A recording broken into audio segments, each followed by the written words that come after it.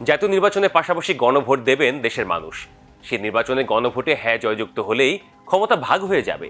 ক্ষমতার ভারসাম্যের প্রধানমন্ত্রী, রাষ্ট্রপতি আর বিরোধী দলের নেতার ক্ষমতার মধ্যে এক ধরনের ভারসাম্য থাকবে। প্রথমে আসা যাক রাষ্ট্রপতির পদে। গণভোটে হ্যাঁ বিজয়ী হলে রাষ্ট্রপতি নির্বাচন হবে গোপন ব্যালটে। যে কাউকে রাষ্ট্রপতি হিসেবে ভোট দিতে পারবেন এমপিরা। জামায়াত সরকার গঠন করতে না পারলেও রাষ্ট্রপতি পদ বাগিয়ে নিতে সর্বোচ্চ চেষ্টা করবে। ধরা যাক ডক্টর ইউনূসের মতো আন্তর্জাতিকভাবে গ্রহণযোগ্য কাউকে যদি জামায়াত রাষ্ট্রপতি পদে মনোনয়ন দেয়, তাহলে তাকে হারানো কঠিন হবে।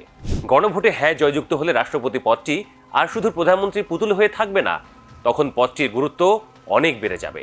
প্রধানমন্ত্রী পরামর্শ ছাড়াই রাষ্ট্রপতি যাকে খুশি মানবাধিকার কমিশন, তথ্য কমিশন, প্রেস কাউন্সিল, আইন কমিশন এবং এনার্জি রেগুলেটরি কমিশনের চেয়ারম্যান এবং সদস্য নিয়োগ করতে পারবেন রাষ্ট্রপতি।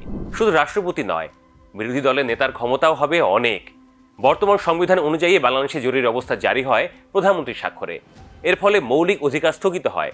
হ্যাঁ ভোট জয়ী হলে জরুরি অবস্থা জারি করতে হলে মন্ত্রিসভার অনুমোদন লাগবে। সেই সভায় বিরোধী দলীয় নেতা উপনেতাকেও উপস্থিত থাকতে হবে। আর আগামী সংসদ নির্বাচনের সময় তত্ত্বাবধায়ক সরকারের উপদেষ্টা নিয়োগের ক্ষেত্রে প্রধান উপদেষ্টা সহ অন্য উপদেষ্টাদের নিয়োগ প্রক্রিয়ায় সরকারি দল, বিরোধী দল, দ্বিতীয় বিরোধী দলের মতামতের ভিত্তিতে তত্ত্বাবধায়ক সরকার গঠন করা হবে। ফলে বিরোধী দলের গুরুত্ব বাড়বে অনেক। মনে রাখা দরকার, হ্যাঁ ভোট বিজয়ী হলে সংসদে ডেপুটি স্পিকার হবেন বিরোধী দল থেকে। শুধু তাই নয়, সংসদের অন্য সদস্যরাও নিজের দলের সিদ্ধান্তের বিরুদ্ধে ভোট দিতে পারবেন। বাজেট ও আস্থা বিল ছাড়া অন্যান্য বিষয়ে এমপিরা স্বাধীনভাবে ভোট দিতে পারবেন।